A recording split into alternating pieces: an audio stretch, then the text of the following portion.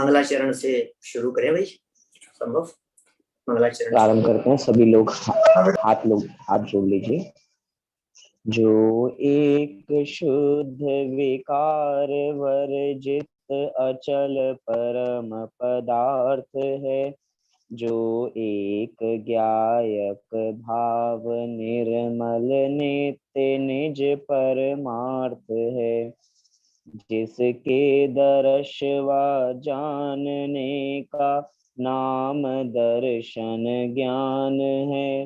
हो नमन उस परमार्थ को जिसमें चरण ही ध्यान है। निज आत्मा को जान कर पहचान कर जम कर अभी, जो बन गए परमात्मा पर्याय में भी वे सभी। वे साध्य हैं आराध्य हैं, आराधना के सार हैं। हो नमन उन जिन देव को जो भव जलधि के पार हैं। भव चक्र से जो भव्य जन को सदा पार उतारती, जग जाल में एकांत को जो रही सदा नकारती। निज तत्व को पाकर भविक जिसकी उतारे आरती। नए चक्र में उपलब्ध नित्य यह नित्य बोधक भारती। नए चक्र के संचार में जो चतुर हैं प्रतिबुद्ध हैं, भव चक्र के संहार में जो प्रति समय सन्नद्ध हैं। निज आत्मा की साधना में निरत तन मन नगन है। भव्य जन के शरण जिनके चरण उनको नमन है। कर कर नमन निज भाव को जिन जिन गुरु जिन वचन को। निज भाव निर्मल करन को जिन वर कथित नए चक्र को। निज बुद्धि बल अनुसार प्रस्तुत कर रहा हूँ वेग्य जन। ध्यान रखना चाहिए यदि हो कहीं कुछ स्खलन। ध्यान रखना चाहिए यदि हो कहीं कुछ स्खलन। परम भाव प्रकाशक नए चक्र के आधार से यहाँ अपनी जो चर्चा चल रही थी उसमें हम लोग निश्चय नए और व्यवहार नए, इन दोनों ही नयों के भेद प्रभेदों की चर्चा और उनमें प्रयोग विधि की चर्चा भी अपेक्षित विस्तार से कर चुके हैं। पूरे प्रकरण को समझ लेने के बाद पीपीटी के माध्यम से भी हमने उन सबके विषय और प्रयोगों को देखा है। मैं उम्मीद करता हूं कि अब तक बतलाए गए ये चारों प्रकार के निश्चय और चारों प्रकार के व्यवहार, इनके प्रयोग आपके उपयोग में बिल्कुल स्पष्ट होंगे, पक्के होंगे। यदि आप लोगों के दिलो दिमाग में वे बातें अच्छी तरह से सेट है तो फिर मैं प्रकरण को आगे बढ़ा सकता हूँ, क्योंकि अब जो यहाँ पंचाध्यायी के नयों की चर्चा चल रही है वो अपने आप में कुछ अलग पद्धति के नए हैं जो कुछ कंफ्यूजन क्रिएट करेंगे आपके दिमाग में। सो सावधान रहने की जरूरत है, कंफ्यूजन नहीं हो इसके लिए मैं कहना चाहता हूं कि पिछले बतलाए गए नयों को पक्का कर लेवें, उनकी प्रयोग विधि को बहुत अच्छे से देख लेवें। मैं ऐसा भी कह सकता हूं कि पूरे जनागम में बतलाए गए नए वो एक तरफ हैं और पंचाध्यायी कार के द्वारा बतलाए गए नए वो एक तरफ है। पूरे जनागम में जहां जहां आपको नए प्रयोग मिलेंगे, जिस भी ग्रंथ के अंदर आपको नए प्रयोग मिलेंगे, चाहे वो समय सार की बात हो, चाहे द्रव्य संग्रह आदि की बात हो, चाहे प्रवचन सार आदि की बात हो, चाहे समझ लीजिए आप और भी धर्मामृत वगैरह और जहां जहां ग्रंथों के अंदर चर्चाएं की है, नियम सार वगैरह की चर्चा की है, पंचास्तिकाय में चर्चा की है, वो सब पूरी आगम परंपरा एक साइड में है और अकेले पंचाध्यायीकार का चिंतन सिर्फ और सिर्फ अकेले पंचाध्यायीकार। वैसे पंचाध्यायीकार कौन है इसके बारे में अब तो एक प्रकार से प्रसिद्ध ही हो चला है कि पांडे राजमल जी है, लेकिन बहुत ही पुराने समय से विद्वानों में इस पंचाध्यायी को लेकर के एक विवाद भी रहता था। माने एक पूरा का पूरा एक विद्वानों का क्या कहेंगे उसे ग्रुप, वो इस बात को मानता है कि ये पंचाध्यायीकार अमृत चंद्र आचार्य की रचना है। माने पंचाध्यायी की जो लेखन स्टाइल है उसमें जिस तरह से विषय वस्तु का प्रतिपादन किया गया है, उसके आधार पर अनेक विद्वानों का यह मानना है कि अमृत चंद्राचार्य की रचना है। लेकिन जो पुस्तक लिपि हुई है अपने पास में प्रकाशित है, उसमें पांडे राजमल जी ही लिखा गया है। कलश टीकाकार पांडे राजमल जी कहलाते हैं। वे पांडे राजमल जी जब पंचाध्यायी लिखते हैं तो नयों की चर्चा अत्यंत सूक्ष्मता में जाकर के करते हैं, एक प्रकार से उसी गहराई में जाकर के उतर करके बात करते हैं जिस गहराई में अमृत चंद्राचार्य बात करते हैं। तो ये पंचाध्यायी के जो नए आज हम यहाँ आपके बीच में प्रारंभ कर रहे हैं, मैं कोशिश करूंगा थोड़ा फास्ट चलते हुए कि मैं उसको आज कल और परसों मैंने 3 दिन के अंदर पूरा कर लूं, क्योंकि मुझे उसके अगले दिन अपने दिल्ली की एक गोष्ठी में अध्यक्षता है और उसी दिन गोष्ठी की अध्यक्षता करते हुए ही मुझे अलवर अष्टानिका के लिए निकलना है। तो वो सब मतलब फिर आगे समय नहीं है और दिन अपने पास में आज को मिला करके 3 है। प्रकरण कुछ बहुत नहीं है पंचाध्यायीकार ने, क्योंकि निश्चय तो बताया ही नहीं है पंचाध्यायीकार ने। ये बात तो आपके बीच में पहले भी स्पष्ट हो चुकी है कि पंचाध्यायीकार निश्चय नय को स्वीकार ही नहीं करते। स्वीकार तो करते हैं लेकिन सिर्फ न तथा लक्षण से स्वीकार करते हैं। माने पंचाध्यायीकार कहते हैं कि निश्चय माने इसके भेद नहीं हो सकते, निश्चय माने जो है सो है, निश्चय माने उसके बारे में बताया नहीं जा सकता, निश्चय माने बोला नहीं जा सकता। आप बोलोगे तो व्यवहार हो जाएगा, बात खत्म बस। कि साहब वो परम शुद्ध निश्चय है, साक्षात शुद्ध निश्चय है, अशुद्ध एक थे, बोले वो कुछ नहीं, निश्चय के भेद ही नहीं हो सकते। बस जो आप बोलोगे वैसा नहीं है, जो आप बोलोगे वैसा नहीं है। ये सब तो उन्होंने निश्चय को निपटा दिया। फिर 4 प्रकार के व्यवहार नयों की चर्चा जरूर पंचाध्यायीकार ने की है और नाम भी वही गिनाए हैं, वही बताए हैं जो नाम आज तक हम व्यवहार नय के पढ़ते आ रहे हैं। लेकिन एक विशेष बात, यद्यपि सारी बातें यहाँ खुल करके सामने आने वाली है, फिर भी यही बतला दूं आपको। हमने जो सद्भूत व्यवहार नय के 2 भेद पढ़े थे, अनुपचरित सद्भूत और उपचरित सद्भूत, समझ लीजिए उन्हीं 2 नयों की विषय वस्तु को उन्होंने 4 में फैला दिया। क्या बोल रहा हूं, बहुत धीरे धीरे बोल रहा हूं, बिल्कुल भी कंफ्यूजन नहीं होना चाहिए, उपयोग को एकाग्र करके समझना। माने पंचाध्यायीकार जो है पांडे राजमल जी साहब, ये पांडे राजमल जी साहब ने क्या काम किया कि इन्होंने सबको समेट लिया। जो 4 थे ना जो आगम में बतलाए गए हैं, अभी एक तरफ जनागम है, जनागम में 4 बतलाए हैं और इन्होंने भी 4 बतलाए हैं भाई। अनुपचरित सद्भूत, उपचरित सद्भूत, अनुपचरित असद्भूत, उपचरित असद्भूत, पूरे जनागम में 4 ही नए बतलाए हैं व्यवहार। तो ये उसका तो उल्लंघन कैसे कर सकते थे, आगम का विरोध थोड़ी ना कर सकते हैं। जो बात आगम में लिखी है आखिर बात तो वही करेंगे ना। प्रस्तुतिकरण अपना हो सकता है, व्याख्या अपनी हो सकती है, विवक्षाएं अपनी हो सकती है, समझाने की स्टाइल अपनी हो सकती है, लेकिन जो बात आगम में कही गई है उसका विरोध तो नहीं कर सकते। तो फिर जैसे 4 नए आगम में मिलते हैं, उन्हीं 4 नयों को इन्होंने यहां लिख दिया, खत्म हुई बात। अब ये कहना है, इन्होंने जब वर्णन करना शुरू किया तो बोले जो 4 थे ना, नाम तो वही रखे, लेकिन उन नामों में से बोले सद्भूत, अनुपचरित और उपचरित की जो विषय वस्तु थी, बस उसी को इन्होंने 4 भागों में बांट दिया। इनको माना ही नहीं। अनुपचरित और उपचरित असद्भूत की जो विषय वस्तु थी, पर पदार्थों को अपना कहने वाली, उनका कर्ता भोक्ता कहने वाली, उस बात को इन्होंने स्वीकार ही नहीं किया। तो फिर असद्भूत का क्या होगा? बोले उसके लिए इन्होंने नयाभास नाम दिया, एक नया शब्द दिया है जिसे हम कहेंगे नयाभास। नए नहीं, नयाभास।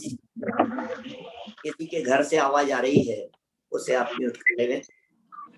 तो नयाभास किसका नाम है? नए नहीं, नए नहीं, वो भी चर्चा यहाँ होगी। एक प्रकार से मैं ये कह सकता हूँ 4 प्रकार के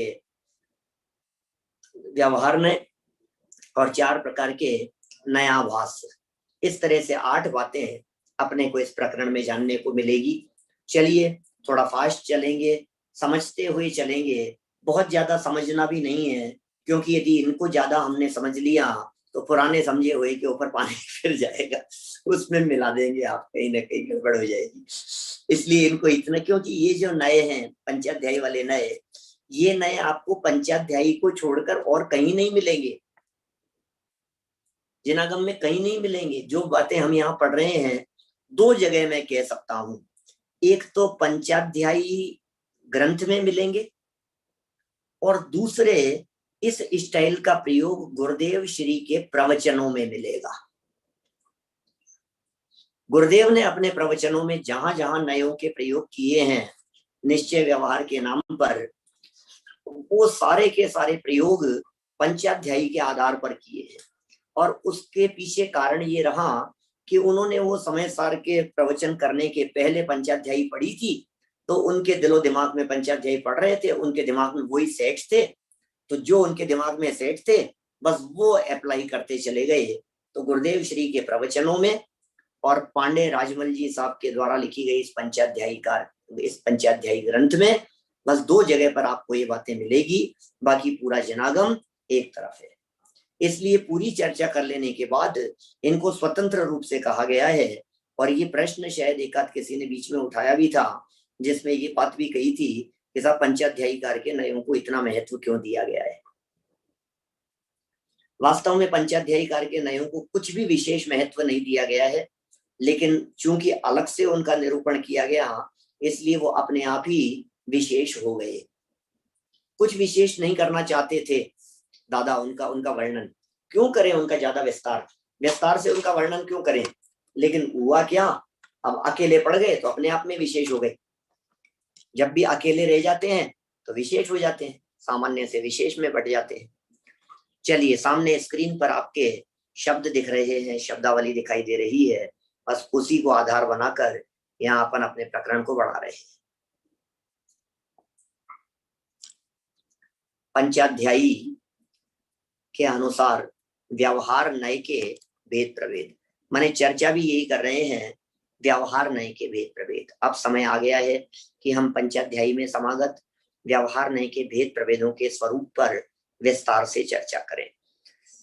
पंचाध्यायी में सद्भूत और असद्भूत व्यवहार नयों की जो चर्चा प्राप्त होती है, उसमें सद्भूत व्यवहार नय का स्वरूप इस प्रकार दिया गया है। माने वहां भी व्यवहार नय के मूल में तो 2 ही भेद हैं, एक का नाम है सद्भूत और दूसरे का नाम है असद्भूत। माने पंचाध्यायी भी सद्भूत और असद्भूत इन दोनों नयों को स्वीकार करती है।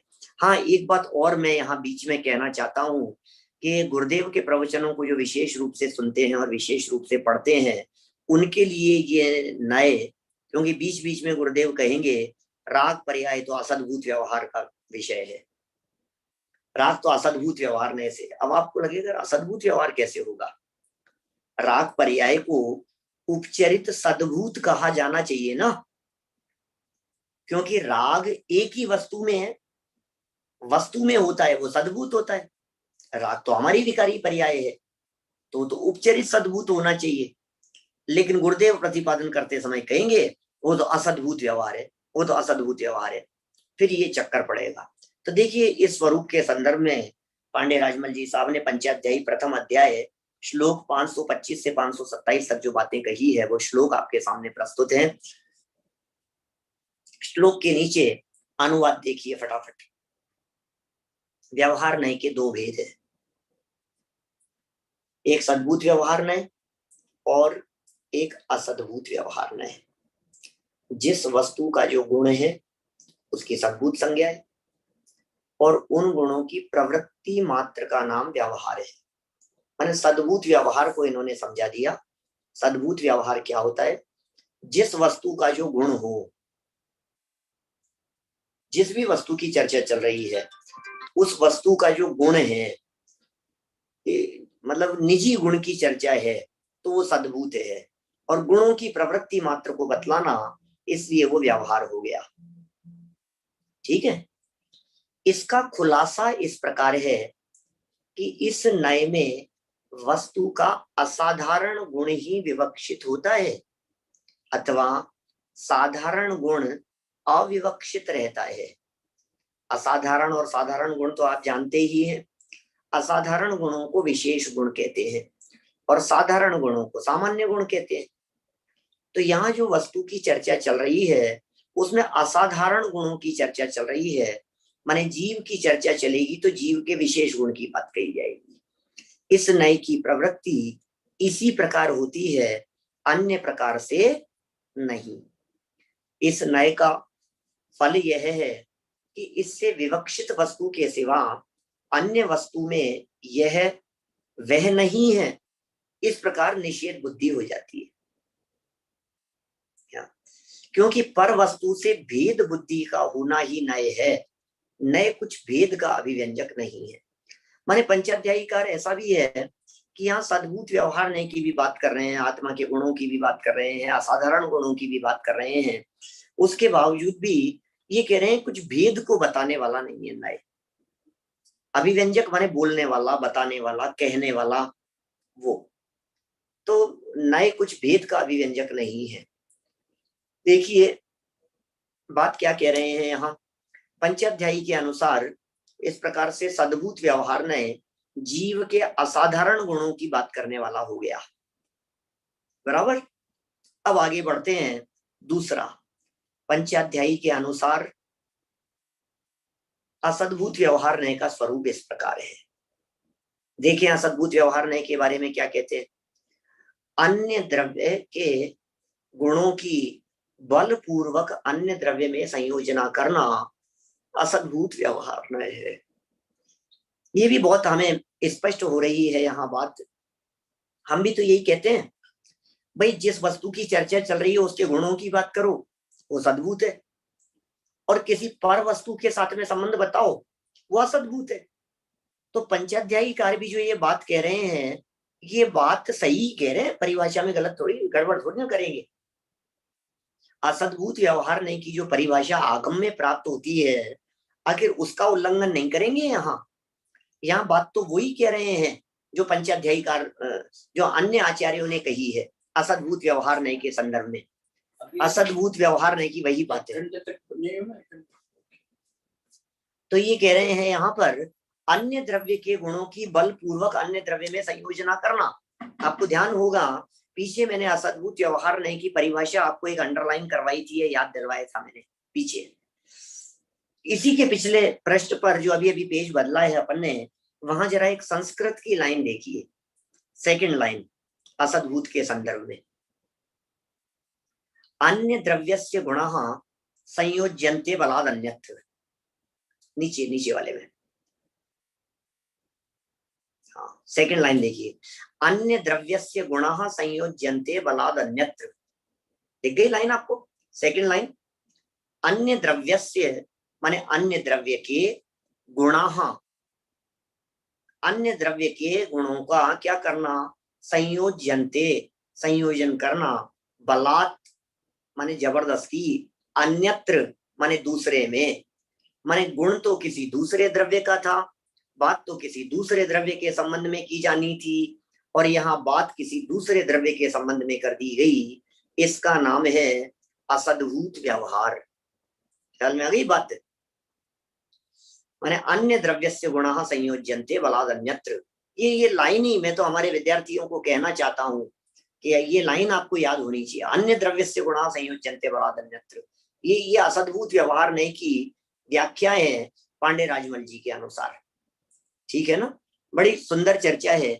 चलिए इसी चर्चा को कुछ और हम आगे बढ़ाते हैं। देखिए क्या कहते हैं। ये तो हो गई परिभाषा, उदाहरणार्थ।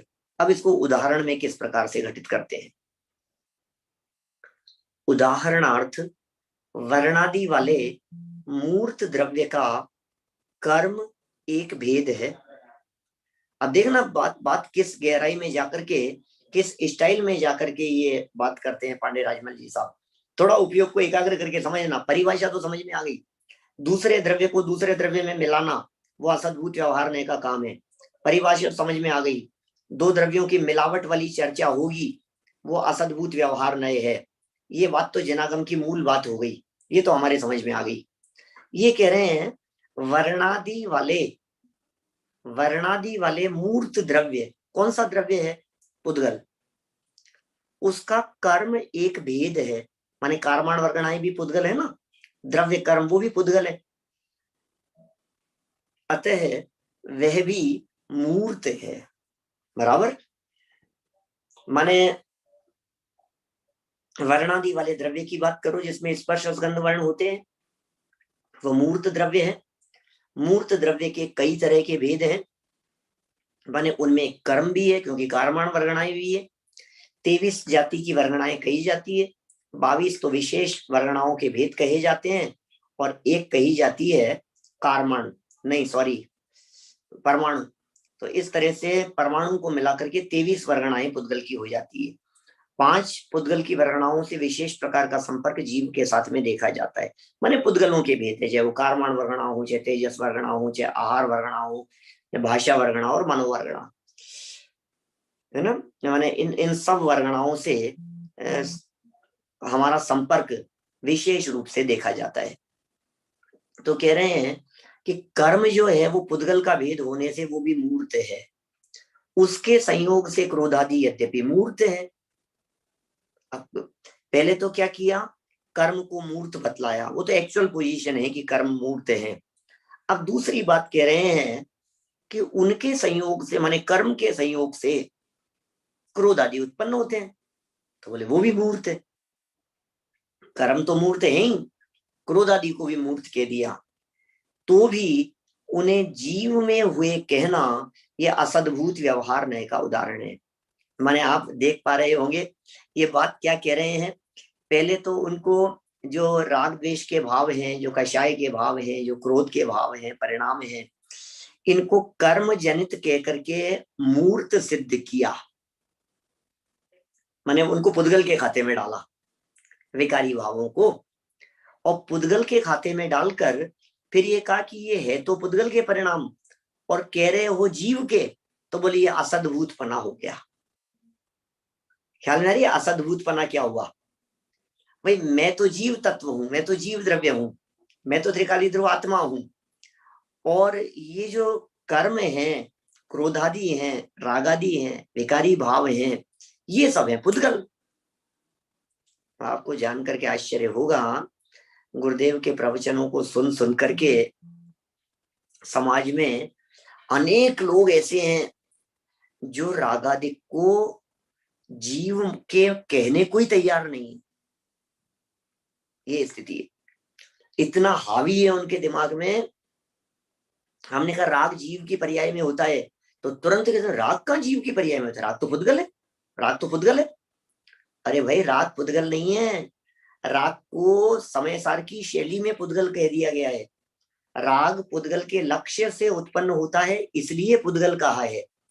राग जब भी उत्पन्न होगा तो परावलंबी दृष्टिकोण से उत्पन्न होगा, पर की ओर दृष्टि करने से उत्पन्न होगा, पुद्गलों की ओर झांकने से, पुद्गलों की ओर देखने से राग उत्पन्न होगा। इसलिए उसे जिसके लक्ष्य से उत्पन्न हुआ उसका कह दिया जाता है। क्या ठीक है ना? तो अभी ये यहाँ पूरी वही बात कह रहे हैं। पहले तो उन्हें पुद्गल का कह दिया, और फिर ये कहा कि फिर भी उन्हें जीव का कह रहे हो, बोले असद्भुत व्यवहार है। ये उदाहरण दिया। इस नए की प्रतीति का फल यह है कि जितने भी आगंतुक भाव हैं, इसकी प्रतीति का फल बतला रहे हैं। जितने भी आगंतुक भाव माने औपाधिक भाव, औदैहिक भाव, राग द्वेष काम क्रोध आदि के विकारी भाव, सब आगंतुक भाव हैं, अनादिकाल से परंपरा रूप से चले आ रहे हैं, लेकिन नए उत्पन्न होते हैं, इसलिए आगंतुक भाव है।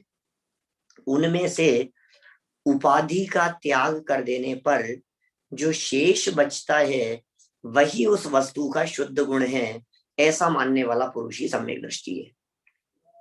भाई ये राग की उपाधि थी, ये कषाय की उपाधि थी, ये विभाव भाव की उपाधि थी, निकाल दो इसको।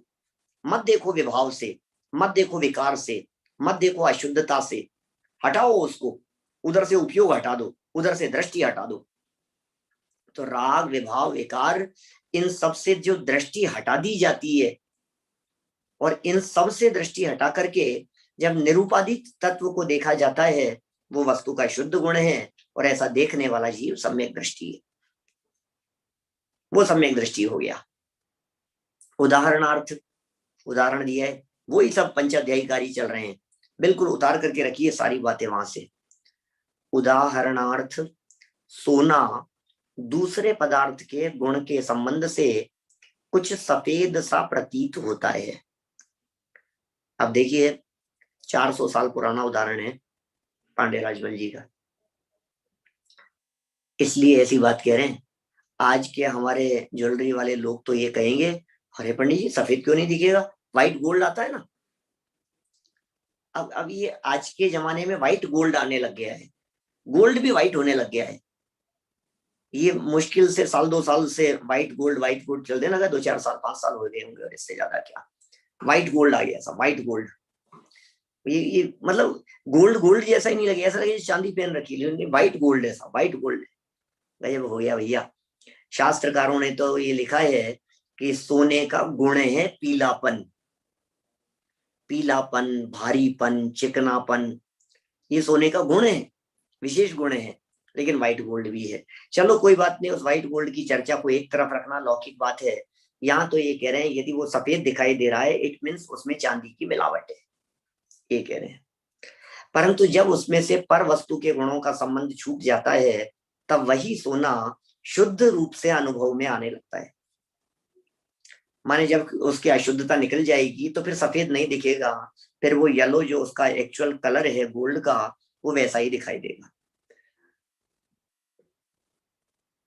ये उदाहरण दिया है संयोग निकालने के संबंध में।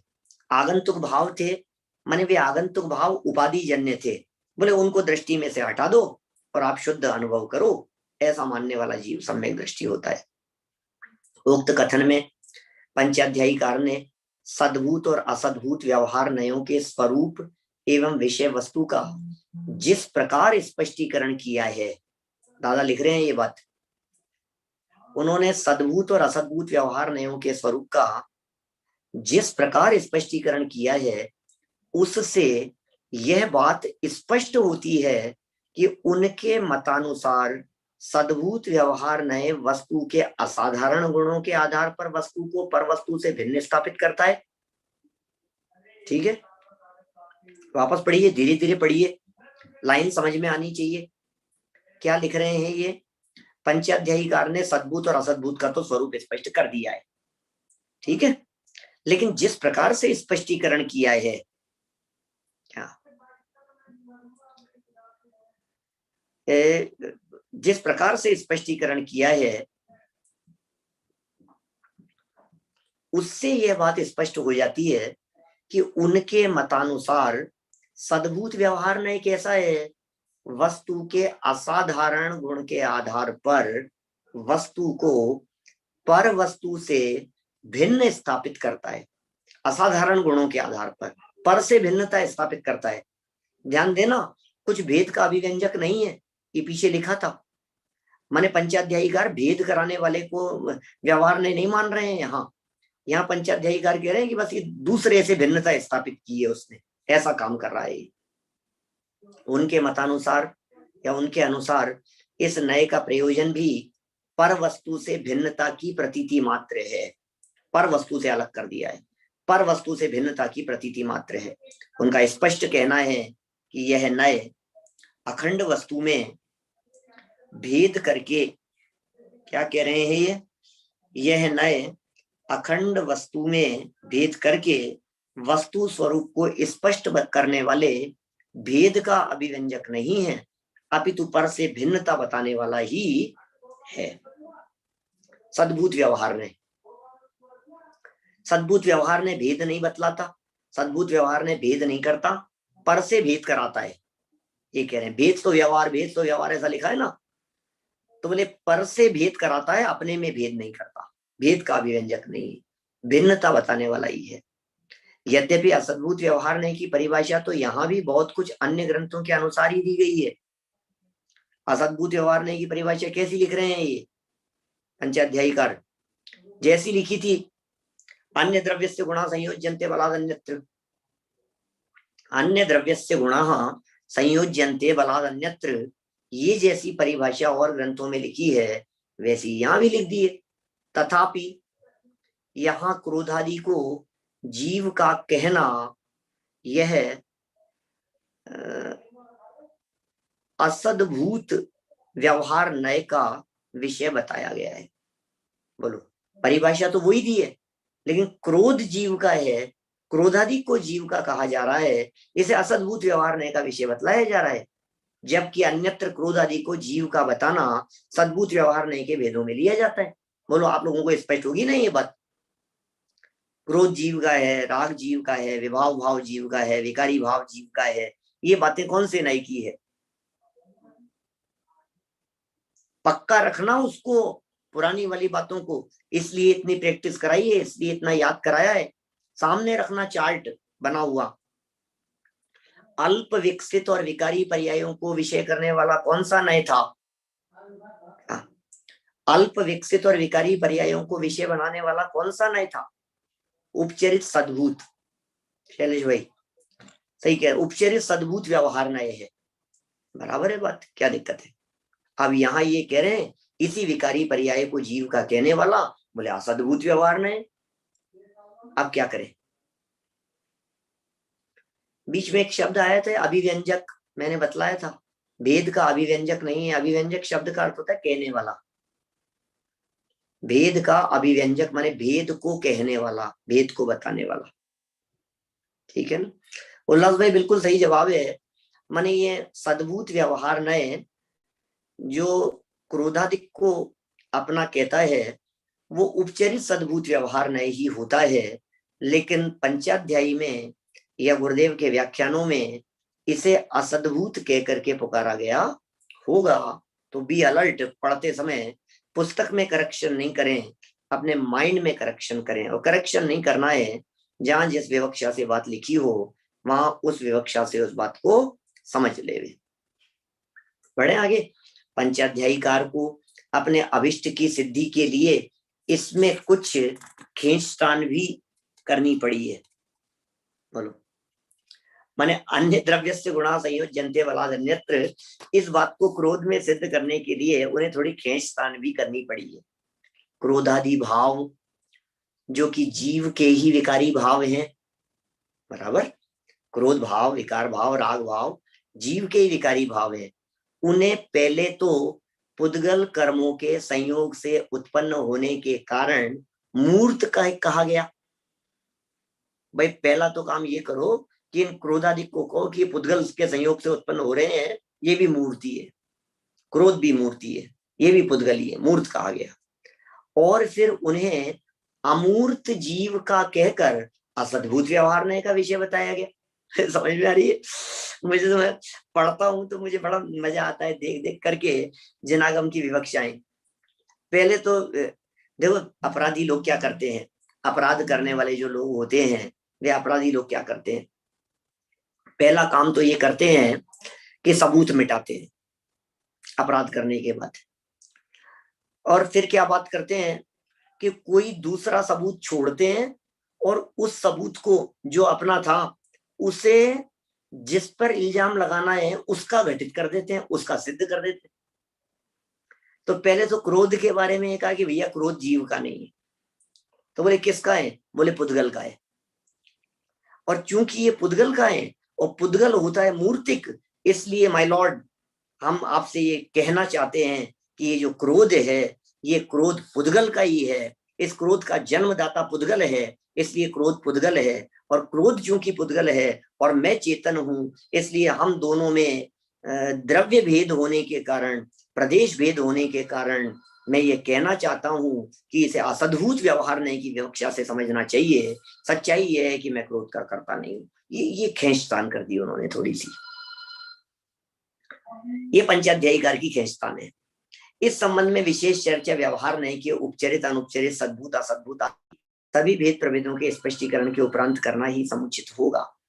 माने इसका और स्पष्टीकरण करेंगे आगे चल करके, ये बात थोड़ी और विशेष खुलेगी। अभी पहले यहाँ अनुपचरित सद्भूत उपचरित सद्भूत इनकी जो परिभाषाएं और इनकी विषय वस्तु का जो प्रकरण है, हम उसको एक बार यहाँ से पढ़ लेते हैं। माने पांडे राजमल जी कर क्या रहे हैं हमें समझ में नहीं आ रहा है। सुनो, मैंने यहाँ कोई क्या प्रश्न आया सामने है, तो क्या यहाँ पर पंडित जी को गलत बताया जा रहा है कि नहीं? पंडित जी को यहाँ गलत नहीं बतलाया जा रहा है, खींचतान करनी पड़ी है, बस उनकी विवक्षा बतलाई जा रही है। पांडे राजमल जी को गलत नहीं कहा जा रहा है, क्योंकि उन्हें थोड़ी सी खींचतान करनी पड़ी है, इस बात को बता दिया है। और सच में खींचतान तो हुई है थोड़ी सी। अभी देखो इसमें कई तरह की समस्याएं खड़ी होगी। जब आप क्रोध को असद्भूत व्यवहार में लेंगे तो फिर असद्भूत में क्या लेंगे? जब क्रोध असद्भूत में चला गया तो जो असद्भूत का विषय था फिर उसका क्या होगा, वो कहां चला जाएगा? और दूसरी बात, क्रोध को विषय करने वाला जो उपचरित सद्भूत व्यवहार ने जनागम में कहा गया था, अब उसके विषय को तो वहां से हटा दिया, तो फिर उसके विषय में क्या आएगा? आप बात समझ में आ रही है क्या? दो बड़ी समस्याएं खड़ी हो रही है यहाँ।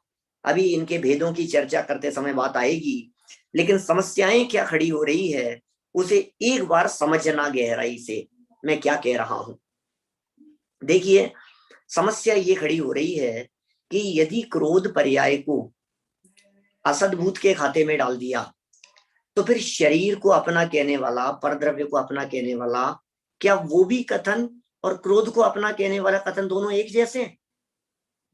दोनों को असद्भूत मान लो। और इसको यदि असद्भूत कह दिया है तो फिर जो उपचरित सद्भूत व्यवहार नय था, क्या उल्लास भाई, जो उपचरित सद्भूत व्यवहार नय था, फिर उसका विषय क्या बताएंगे ये? क्योंकि उसके विषय को तो वहां से निकाल लिया है, फिर क्या करेंगे? भानेन्द्र जी साहब, ख्याल में आ रही है बात? माने अभी अभी उस परंपरा से जो बातें हमने पहले पढ़ी है, जो बातें हमने पहले पक्की की है, आप चाहें तो उसे कॉपी पर लिखा हुआ, चार्ट बना हुआ आप अपने बगल में रखें। बिल्कुल, यदि थोड़ा बहुत भी आपको कंफ्यूज होता हो तो बिल्कुल बगल में रखिए उसको, और उससे बार बार में मिला करके देखिए।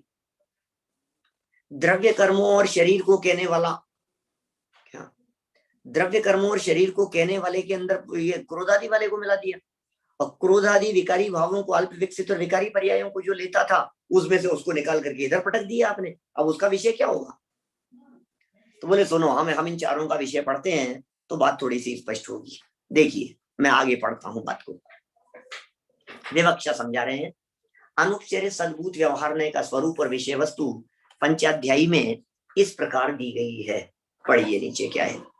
जिस पदार्थ की अनुपचरित सद्भूत व्यवहार का पॉइंट नंबर 1, नंबरिंग नहीं करेंगे क्योंकि यहाँ नंबरिंग उल्टी दी है आगे चल करके, मतलब टॉप लेवल वाला व्यवहार ने, टॉप लेवल वाले व्यवहार का मतलब अनुपचरित सद्भूत। इसका विषय क्या होता था? अनुपचरित सद्भूत का विषय पूर्ण विकसित पर्याय और गुण भेद, ये इसका विषय हुआ करता था आगम ग्रंथों के अनुसार। यहां कह रहे हैं जिस पदार्थ की जो आत्मभूत शक्ति है, जिसकी चर्चा चल रही है, जिस पदार्थ की जो आत्मभूत शक्ति है उसको जो नए अवान्तर भेद किए बिना, अवान्तर भेद किए बिना, और भेद मत करना उसमें, सामान्य रूप से उसी पदार्थ की बताता है, वह अनुपचरित सद्भूत व्यवहार नय है। क्या कहना चाह रहे हैं? नीचे देखो, उदाहरण दे रहे हैं। इस विषय में यह उदाहरण है कि जिस प्रकार जीव का ज्ञान गुण सदा जीवोपजीवी रहता है, जीव का ज्ञान गुण सदा कैसा रहता है? जीवोपजीवी रहता है, जीव के का ही है वो, जीव की ही पर्याय। जीवोपजीवी मतलब जीव को छोड़ करके बाहर नहीं निकल जाता, जीव के ही साथ में जुड़ा हुआ है, उस प्रकार वह ज्ञेय को जानते समय भी ज्ञेयोपजीवी नहीं होता। क्या माने? वो ज्ञान हमेशा, ज्ञान गुण सदा ही जीवोपजीवी रहेगा, जैसा स्वयं स्वयं में रहता है ना ज्ञान ज्ञान में, उसी तरह से वो ज्ञान जगत के ज्ञेय पदार्थों को जानते समय भी वो ज्ञेय रूप नहीं होता, ज्ञान तो ज्ञान रूप ही रहता है। ये कह रहे हैं यहाँ पांडे राजमल जी साहब। जैसे एक उदाहरण और देख लो, घट के सद्भाव में जीव का ज्ञान गुण, घट के सद्भाव में जीव का ज्ञान गुण घट की अपेक्षा किए बिना चैतन्य रूप ही है। घट की अपेक्षा किए बिना चैतन्य रूप ही है। वैसे घट के अभाव में भी जीव का ज्ञान गुण घट की अपेक्षा किए बिना चैतन्य रूपी है।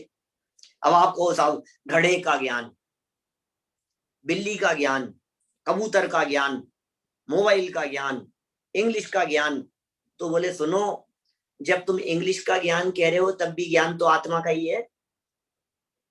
जब तुम घड़े का ज्ञान कह रहे हो तब भी ज्ञान घड़े का नहीं हो गया है, तब भी ज्ञान तो ज्ञान का ही है। तो जो जिसका है उसका कथन करना यह अनुपचरित सद्भूत व्यवहारने का काम है। जीव के ज्ञान को जीव का ही कहना यह अनुपचरित सद्भूत व्यवहारने का काम है। मैं समझता हूं बात कठिन नहीं है, बात समझ में आ रही होगी आपके, जो बात कही जा रही है। माने जो जिसका है, परिभाषा क्या बनाई? आत्मभूत शक्ति, जिस पदार्थ की आत्मभूत शक्ति। क्या कह रहे हैं ये इसको कैसे कहा? सद्भूत कैसे कहा इसको, और अनुपचरित सद्भूत क्यों कहा? क्योंकि यह आत्मा में ही घटित हो रहा है, आत्मा की ही पर्याय है और आत्मा की ही बताई जा रही है। बस जिस द्रव्य का जो गुण है, जिस द्रव्य की जो शक्ति है, बस उसी की चर्चा करने वाला होने से ये अनुपचरित सद्भूत व्यवहार नय है। अब उपचरित सद्भूत व्यवहार में पढ़ लो, पढ़ लेवे पहले, फिर करेंगे इनकी और चर्चाएं करेंगे, थोड़ी सी पूरा खुलासा 2-3 दिन करेंगे क्या अपन पंचाध्यायी के अंदर, और यही तो करेंगे। उपचरित सद्भूत व्यवहार नय का स्वरूप और विषय वस्तु पंचाध्यायी में इस प्रकार दी गई है। आप ऐसा नहीं समझना कि कितने पेज पढ़ लिए हैं, 3-4 पेज पढ़ लिए, पंडित जी क्या कर रहे हो आप? अरे आदि तो आधा पेज में तो संस्कृत है, वो तो उसी का अनुवाद है, तो पढ़ा तो कुछ नहीं है अभी अपन ने, वो तो निकल गया वैसे ही। देखिए कह रहे हैं क्या, हेतुवश उपचरित सद्भूत, हेतुवश स्वगुण का पर रूप से अविरोध पूर्वक उपचार करना उपचरित सद्भूत व्यवहार नय है। ये वही अपने ज्ञान को पर का ज्ञान कहते ना, हेतु के वश से अपने गुण को पर रूप से कह दिया, उपचार करके कह दिया, ये उपचरित सद्भूत व्यवहार नहीं। क्योंकि ज्ञान तो आत्मा का ही है, ज्ञान गुण तो मेरा ही है, ज्ञान तो मेरा ही स्वरूप है, लेकिन जो ज्ञान मेरा स्वरूप है उसको हमने विविध प्रकार से देख लिया है।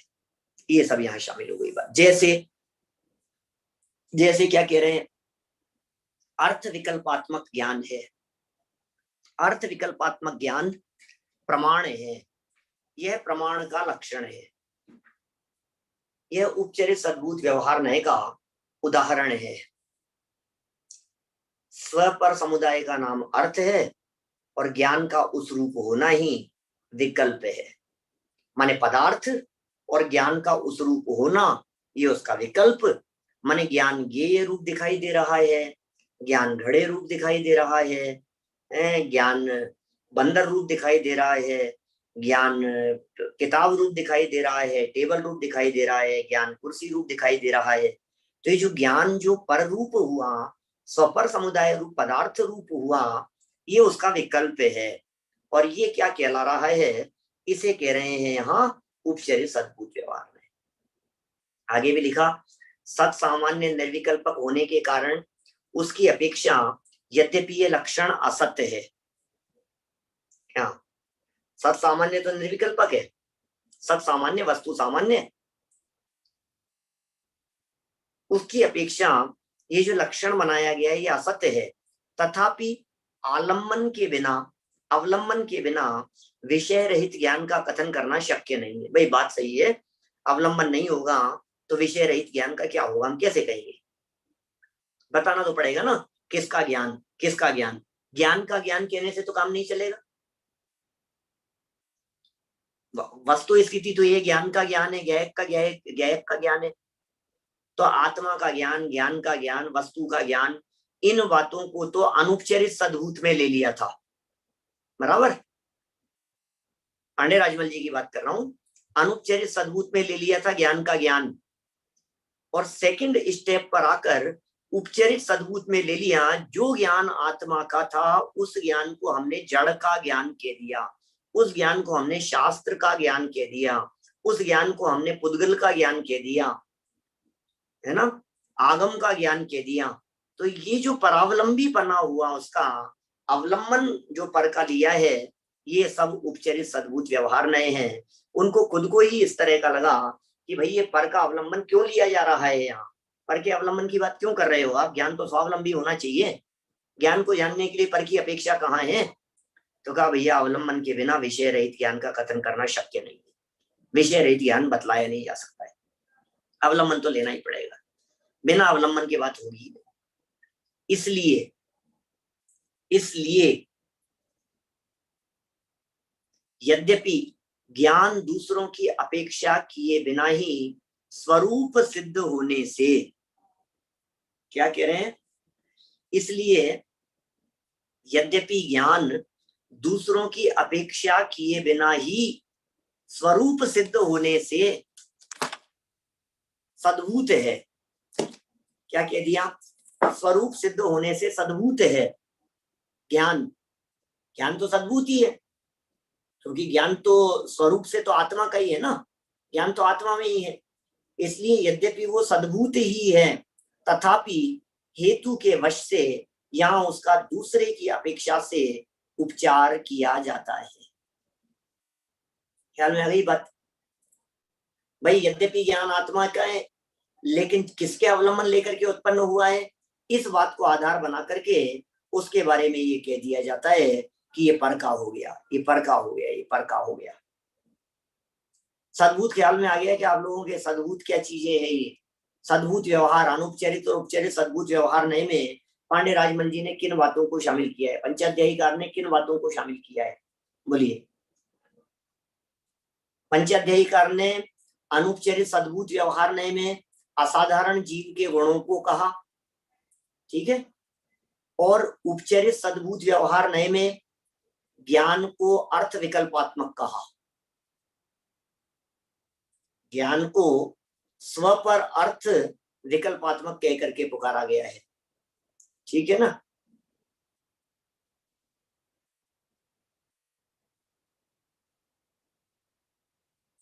देखिए आगे बढ़े अपन। पंचाध्यायीकार के उक्त कथन की, नहीं इसलिए वाला पढ़ लिया क्या, हाँ हो गया ना। पंचाध्यायीकार के उक्त कथन की आगम के अन्य कथनों से तुलना करते हुए पंडित देवकी नंदन जी सिद्धांत शास्त्री दोनों कथनों के अंतर को इस प्रकार स्पष्ट करते हैं। दोनों कथनों का अंतर देख लीजिए जरा। अनुपचरित सद्भूत व्यवहार नए के, कहाँ आ गया, ऊपर से चौथी लाइन देखिए। अनुपचरित सद्भूत व्यवहार नए के विषय में तीनों ग्रंथों के दृष्टिकोण में प्रायः अंतर है। कौन कौन से? बोले अनगार धर्मामृत और आलाप पद्धति में यह बतलाया है कि जिस वस्तु का जो शुद्ध गुण है उसको उसी का बतलाना शुद्ध सद्भूत व्यवहार नए है, ठीक है। जिस वस्तु का जो गुण है, शुद्ध गुण है, उसे उसी का कहना। पुद्गल स्पर्श रसगंध वर्ण पुद्गल का है तो उसे पुद्गल का कहना, ज्ञान दर्शन सुख वीर्य जीव के तो जीव का कहना, जीव का बतलाना, बोले शुद्ध सद्भूत व्यवहार नए का उदाहरण है। और अनगार धर्मामृत में इस नए का उदाहरण देते हुए लिखा है कि केवल ज्ञान आदि को जीव का कहना ये शुद्ध सद्भूत व्यवहार नए है। तो ठीक है, दो हो गई बातें। अब कह रहे हैं यहाँ तथा पंचाध्यायी में यह दृष्टिकोण लिया गया है कि जिस द्रव्य की जो शक्ति है विशेष की अपेक्षा किए बिना सामान्य रूप से उसे उसी द्रव्य की बताना, ये अनुपचरित सद्भूत व्यवहार नहीं। देखो दोनों में तुलना कर रहे हैं, आगम में और यहाँ तुलना कर रहे हैं। ये बात क्या कह रहे हैं? तीन जगह की तीन बातें हो गई। क्या एक बात तो हो गई आला अनगार धर्मामृत और आलाप पद्धति की। पॉइंट नंबर 1 आप ध्यान दीजिएगा। पॉइंट नंबर 1 में क्या कह रहे हैं? अनगार धर्मामृत और आलाप पद्धति एक। दूसरा हो गया अनगार दूसरा हो गया ये पांडे राजमल जी जो कह रहे हैं बात। ये दो बात यहाँ है, वो दो तो एक है। तीन ग्रंथों में से दो ग्रंथ तो एक जैसे हैं, और ये पांडे राजमल जी जो हैं ये अलग प्रकार की बात कह रहे हैं। अब अनगार धर्मामृत में जो उदाहरण दिया है या उसमें जो उदाहरण दिया है वो जिस वस्तु का जो गुण है उसकी चर्चा की है या फिर केवल ज्ञानाधिक की चर्चा की है। ये बातें तो वही पुरानी वाली है। अनगार धर्मामृत और आलाप पद्धति की चर्चाएं तो पुरानी वाली है ना। जिस द्रव्य का जो गुण है उसे उसी का कहा, ठीक है। आत्मा में ज्ञान दर्शन आदि के भेद कर दिए, गुण भेद, या फिर जिसकी पर्याय थी उसे भी उसी की कह दिया, या फिर समझ लीजिए पूर्ण विकसित पर्यायों की चर्चा कर दी केवल ज्ञान आदि की। ये सब शुद्ध सद्भूत था। इन्हीं को पंचाध्यायीकार ने क्या कहा? यह दृष्टिकोण लिया गया है कि जिस द्रव्य की जो शक्ति है, जीव की शक्ति जानना था, विशेष की अपेक्षा किए बिना सामान्य रूप से उसे उसी द्रव्य की बताना अनुपचरित सद्भूत व्यवहार नहीं है। पंचाध्यायी के इस लक्षण के अनुसार ज्ञान जीव का गुण है, यह अनुपचरित सद्भूत व्यवहार नहीं का उदाहरण ठहरता है। लो, आप चाहें तो इनके द्वारा बतलाए गए जो 4 प्रकार के नए हैं, इनके द्वारा बतलाए गए जो 4 प्रकार के व्यवहार नए हैं, उनका एक अलग चार्ट बना सकते हैं, एक अलग स्वरूप बना करके अपने उपयोग में स्पष्ट रख सकते हैं।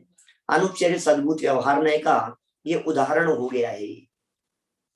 ये पहला उदाहरण अनुपचरित सद्भूत व्यवहार नए के संदर्भ में जो पांडे राजमल जी ने यहाँ प्रस्तुत किया। देखिए थोड़ा सा और आगे पढ़ लेते हैं।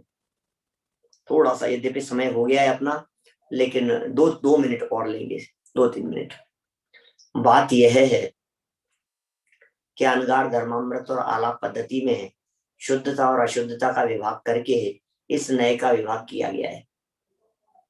हमें भी पता है शुद्धता को लिया है शुद्ध सद्भूत में, अशुद्धता को लिया है अशुद्ध सद्भूत में।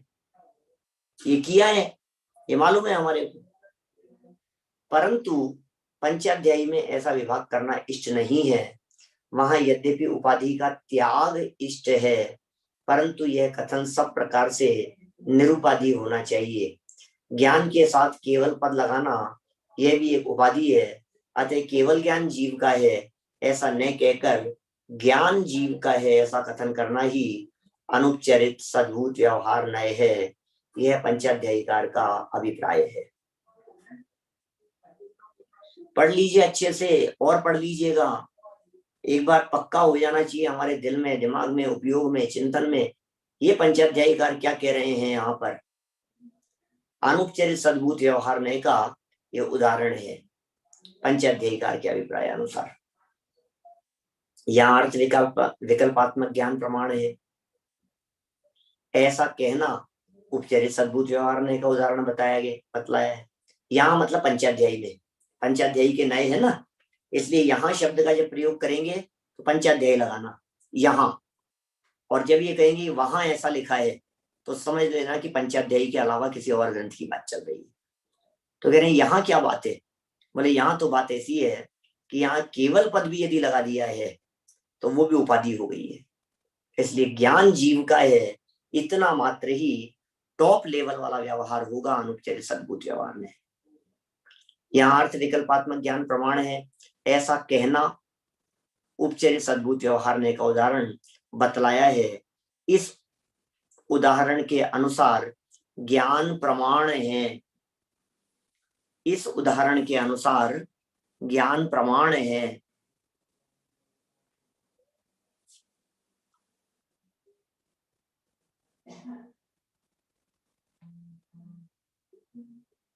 कहाँ पढ़ रहे हैं अपन?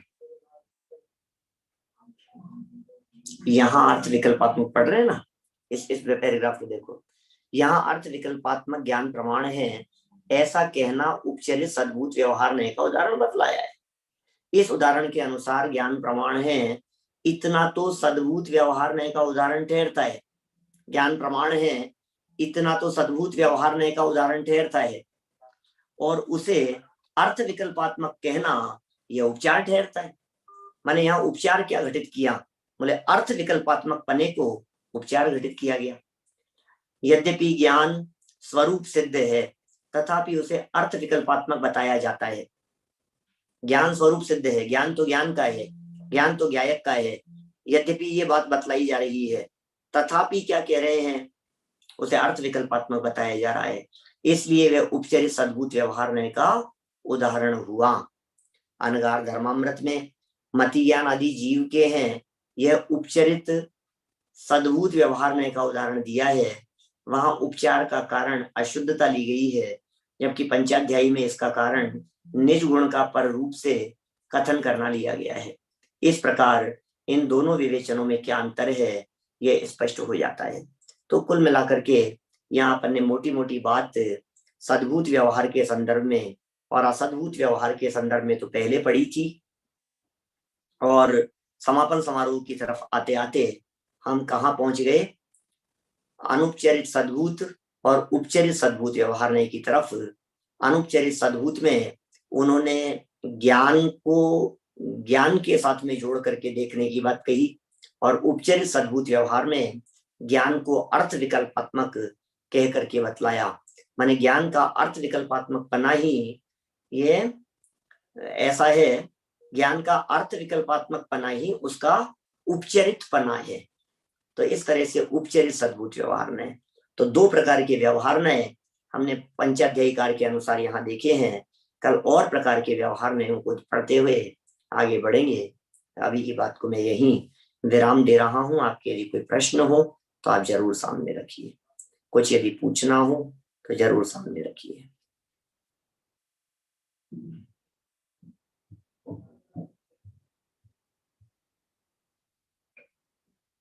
बोलिए सर। कुछ नहीं लग रहा है आपका कोई ऐसा प्रश्न दिखाई नहीं दे रहा? हाँ बोलिए। ये अपना जो पंचाध्याय के नए हैं, ये हाँ। सिर्फ जस्ट फॉर इंफॉर्मेशन के लिए अपने को रखना है, या फिर इसका कुछ प्रयोजन भूत भी है? तो इससे पढ़ने के बाद में अपने को कुछ प्रयोजन भी कुछ है? इसका प्रयोजन बस इतना ही है कि जब आप पंचाध्यायी पढ़े तो आपको ध्यान में रहे कि हाँ भाई ये बात ऐसी है, सही है, ये बात हमने पढ़ी है। इसका प्रयोजन ऐसा है कि आप जब गुरुदेव का प्रवचन रत्नाकर आदि पढ़ेंगे, देखेंगे, तो उन्हें देख करके आपको ये फीलिंग नहीं आए कि भाई ये गलत लिख रहे हैं। इसलिए इन विवक्षाओं को जानना है। ठीक है।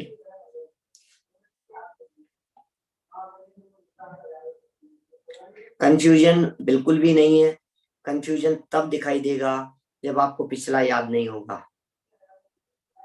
पिछला इतना घोट लीजिए, इतना पक्का कर लीजिए, चारों के बारे में 8 ही शब्द तो याद करने हैं, और करना क्या है?